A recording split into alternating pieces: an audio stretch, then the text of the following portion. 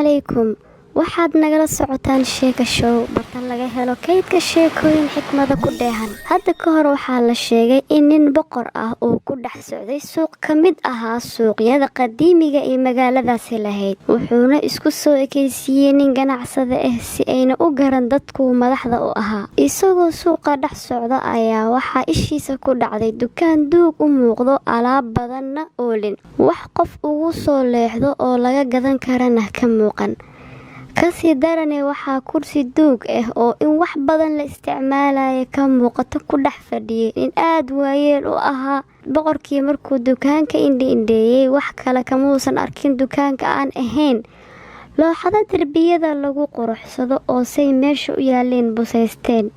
Boqorkii isqarinayay wuxuu odaygii weydiiyey, maxaad haysaa oo kaa gadan karaa? Odaygii waayeelka ahaa ayaa wuxuu ku jawaabay, waxaan hayaa badeecada ugu qiimaha badan uguna qaalisan suuqa oo idil, oo aniga waxaan gadaa xikmadaha. Nasiibkaada laakiin waa wada iibshay labadan le iyo hareen hadda. Boqorkii oo yaaban ayaa weydiiyey, yirina, sheekhow badeecada ma kuu kala socotaa oo dakhli ma kaa soo galaa? Odaygii baa intuu dhoola caddeeyey yiri, haa, si wanaagsan weliba mudane.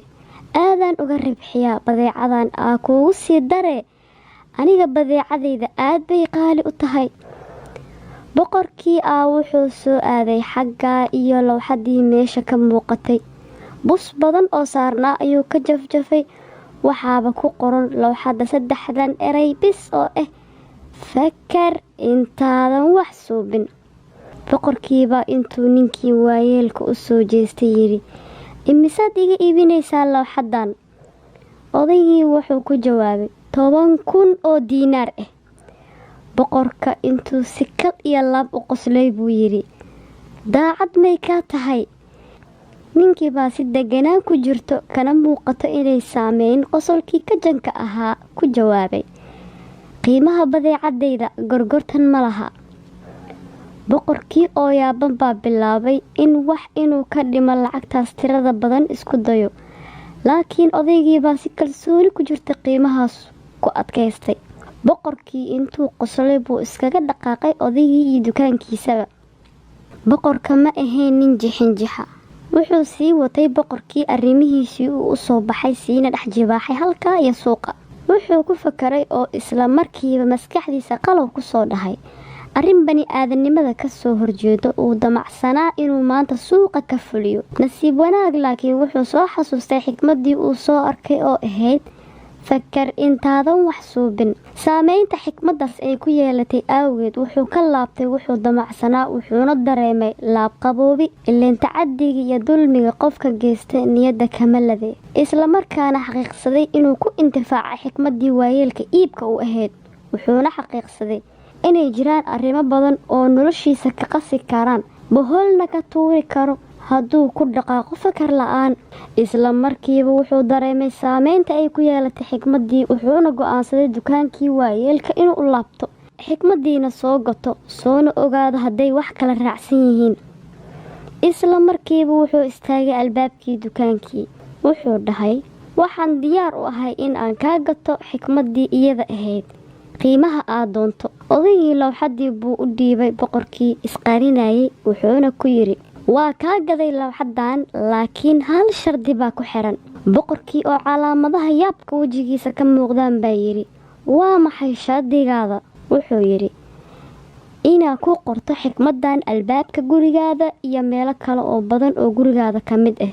Sidoo kale ku qor waxyaabaha aad u isticmaasho nolol maalmeedkaada. Boqorkii asoo yaaban intuu fakaray buu yiri, waa aqbalay shardigaaga, igu soo wareeji marka lowxada. Ninkii boqorka ahaa sidii buu qasrigiisa ku aaday, isla markaana amray shaqaalihiisa in lagu xardho qasrigiisa xikmadan, xataa dharkiisa qaar. Waxaa ka soo wareegtay maalmo badan. Maalin maalmaha ka mid ah baa waxaa damac galay hogaamiyaha ciidanka magaaladaas haystay, go'aansadayna inuu dilo iskana hor wareejiyo boqorka si uu asiga magaaladan ula wareego, saasna meesha u madax uga noqdo. Wuxuu la heshiiyey timajaraha boqorka khaaska u ahaa, wuxuuna ku dawaqiyey hanti adduun uu u ballan qaaday inuu heli doono hadduu soo gowraco boqorka. Waxaa halkaa iyo qasriga u soo dhaqaaqay timo jarihii oo damac weyn ka galay hantida loo ballan qaaday, isla markaana baqdin ku jirto oo isleh walle boqorka inaad disho howl fudud ma ahan, ka waran haddaa fashilmato waa khatar, madaxaagaa biibi doono. wuxuu isla hadla xaggaa iyo qasriga u soo socdo. wuxuu soo gaaray albaabkii qasriga, waxaana ishiisa ku dhacday qoraalkan fakar intaadan wax suubin. wuu isku naxay, cabsi badanna dareemay, korkiisa dhan baa gariiray, laakiin wuxuu isdhahay is adkay, nin go-aan gaaraa tahee, soo dil ninka hantida lagu ballan qaadayna qaado. markuu qasriga gudaha u soo galay, derbiga waxaaba ku xardhan fakar intaadan wax suubin. intuu xoogaa yar cabsaday buu si socod bubsis ku jirto albaabkii weynaa sii galay. haddana hortiisa waxaa ku qoran fakar intaadan wax suubin. baqdin weyn uu dareemay awgeed buu is yidhi meel haba fiirin, hoos uun fiiri. markaas roog ama katiifad dhulka taashay wuxuu ka aqriyay fakar intaadan wax suubin. timo jarihiisuu kud iskugu dhahayay, asi dhan naxdin buu la qasmay. laakiin sida la iska ogyahay, ninkan hanti adduun baa u muuqata. wuxuu socdaba uu xikmadda marba meel ka aqriyo. wuxuu u galay boqorkii, waxaana ishiisa ku dhacday dharkii boqorka watay oo ku qoran tahay fakar intaadan wax suubin. markaa wuu is yidhi tolow boqorka ma idin og yahay? saanse ma ahee. boqorkii baa dareemay inuu ninkan qasan yahay oo sidii caadiga ahayn, asoo taxadar badan muujinayo baa khaadimkii ama shaqaalihii qasriga keenay sanduuqii alaabta timaha lagu jari lahaa ku jirtay. mase waxaaba ku kor qoran fakar intaadan wax suubin. timo jarihii inta asi dhan wada dhididay, gacantiisa gariir ku bilowday, buu wuxuu iska ilaalishay inuu ishiisa tan boqorka isku dhacaan. markaasuu haddana wuxuu derbiga ka aqriyay fakar intaadan wax suubin. timo jarihii dhagardoonka ahaa intuu wareeray naxdin darteed sare joog ka dhacay buu ooyin jabsaday. wuxuuna u sharaxay boqorka wuxuu la damacsanaa, asoo ballanqaadyo ka haysto hogaamiyaha ciidamada dalka. nasiib wanaag laakiin qoraalkan meel kasta ku qoran laf dhuungasha ku noqday, kana hor istaagay ficilka foosha xun oo uu damacsanaa. isla markiiba boqorka intuu ciidan diray amrayna in lasoo qabto hogaamiyaha ciidamada, kurkana meesha looga gooyo, cafisna u fidshay timo jarihii. boqorkii markuu qasrigiisa yimid buu wuxuu si qooto dheer u fiirshay lowxadii waayeelka maalinka soo gatay, wuxuuna jeclaystay inuu soo abaal marsho dukaanlihii, xikmad kalena ka soo qaato. markuu dukaankii yimid buu arkay asoo xiran. weydiin kadib waxaa loo sheegay in odaygii dukaankan gadi jiray geeriyooday. sheekadan waa sheeko aad u xikmad badan. run ahaantii maxaa ka fahamtay adiga? mase jirtaa xikmad maalin ficil aad suubin lahayd kaa celisay? asalaamu calaykum.